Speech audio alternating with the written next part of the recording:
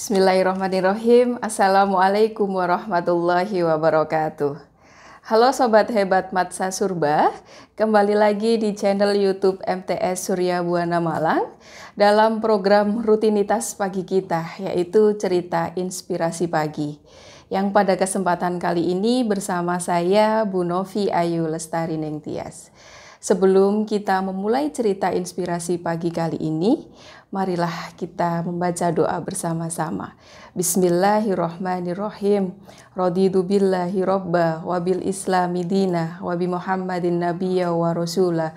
Rabbi zidni ilma warzuqni fahma waj'alni min ibadika sholihin.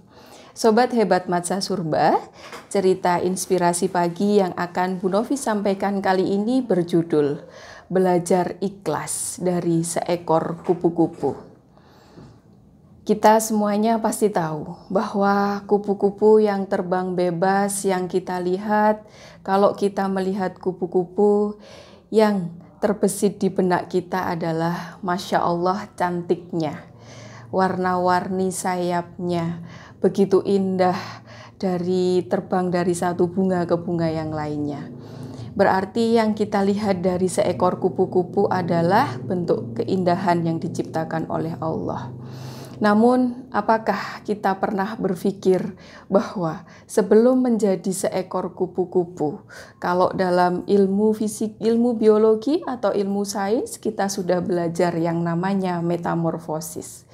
Bahwa sebelum menjadi kupu-kupu yang cantik, kupu-kupu ini melalui fase metamorfosis sempurna, yaitu mengalami perubahan bentuk dalam fase kehidupannya.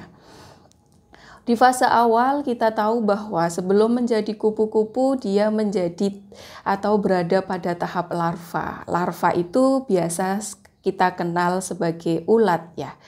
Nah, kalau kita melihat kupu-kupu yang cantik tadi, kita langsung terheran, terkesima gitu ya. Tapi kalau kita melihat ulat, kalau ulat lewat di depan kita, refleks apa dari tubuh kita? Teriak, ya kalau cuman teriak aja. Kalau kita sampai takut, selain teriak, terkadang tangan kita ini juga tidak segan untuk ke kupu-kupu, ke ulat itu, kemudian sampai menjadikan tangan kita itu mengakhiri hidup dari ulat itu. Masya Allah, berarti di tahap ulat sebelum menjadi kupu-kupu itu adalah tahap yang begitu sulit untuk seekor kupu-kupu yang belum jadi kupu-kupu yang indah itu. Nah, kalau misalnya tidak sampai kita bunuh, maka ulat itu harus berjalan ke sana kemari dari satu daun ke daun yang lainnya untuk mencari rezeki yang sudah ditebar oleh Allah di daun-daun itu. Berarti ada usaha yang dilakukan oleh ulat itu.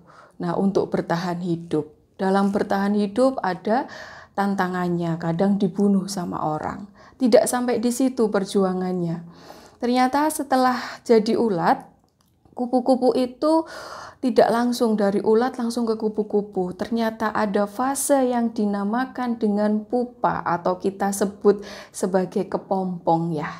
Kita tahu bahwa yang namanya kepompong itu adalah suatu bentukan yang membuat ulat tadi itu dorman atau dia tidak bisa kemana-mana. Ulat tadi setelah jadi kepompong itu menggantungkan dirinya pada suatu pohon biasanya ya. Dia tidak bisa kemana-mana, tidak bisa melihat dunia luar untuk beberapa saat atau beberapa waktu. Kadang hitungannya tidak hanya jam ya, hitungannya berhari-hari. Maka sebetulnya kalau mau menjadi seekor kupu-kupu, menjadi ulat banyak tantangannya ya. Kemudian menjadi kepompong juga harus dia diam, tidak bisa melihat dunia luar, dia dorman sebentar, baru akhirnya ketika berhasil melewati masa pupa atau kepompong barulah bisa menjadi seekor kupu-kupu yang sangat indah yang kita lihat. Pelajaran apa yang kita petik dari seekor kupu-kupu tadi? Kalau kita melihat cerita dari metamorfosis tadi, ada dua pelajaran hidup yang bisa kita ambil, yaitu belajar kesabaran dan keikhlasan dalam hidup. Nah, Apa hubungannya dengan kita sebagai kaum-kaum tholabul ilmi ya? Ternyata hidup kita untuk menjadi seseorang ya, seseorang dalam tanda kutip pada suatu di masa yang akan datang. Nah, kita kan sekarang sudah jadi orang gitu ya. Maksudnya seseorang dalam tanda kutip itu artinya adalah seseorang yang bermanfaat untuk orang lain, seseorang yang mungkin Allah naikkan derajatnya di dunia, atau seseorang yang insya Allah dinaikkan derajatnya oleh Allah di akhirat atau di surga nanti, maka kita harus belajar dari seekor kupu-kupu itu, harus belajar sabar dan ikhlas. Nah, anak-anak dan sobat hebat masa surba, bagi kita semuanya sekarang yang sedang berjuang menuntut ilmu, ilmu itu akan kita dapat tidak serta-merta kita duduk diam, kita dapatkan, bukan. Tapi ilmu itu akan kita punya apabila kita berjuang untuk mencarinya. Nah, dalam perjuangannya, apakah ada liku-likunya seperti ulat dan kepompong tadi? Jelas ada. Apalagi sekarang ini kita hidup di dunia yang serba digital, serba milenial. Terkadang kalau kita sudah berniat belajar, banyak sekali godaan-godaannya ya. Banyak sekali godaan-godaan yang menimpa kita, ya kan? Karena gangguan sosial media juga sangat besar untuk kita.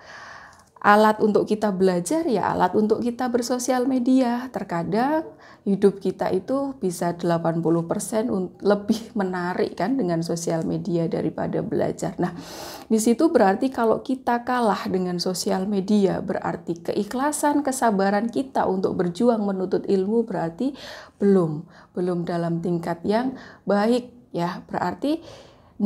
Berarti bagaimana untuk menjadi seseorang yang benar di masa yang akan datang? Berarti belum tentu kita akan berhasil seperti itu. Nah, pada akhirnya maka artinya adalah mari kita dalam berjuang untuk menjadi seseorang yang bermanfaat, seseorang yang insya Allah nanti akan diangkat derajat kita oleh Allah, marilah kita berlatih sabar dan ikhlas. Bentuknya seperti apa?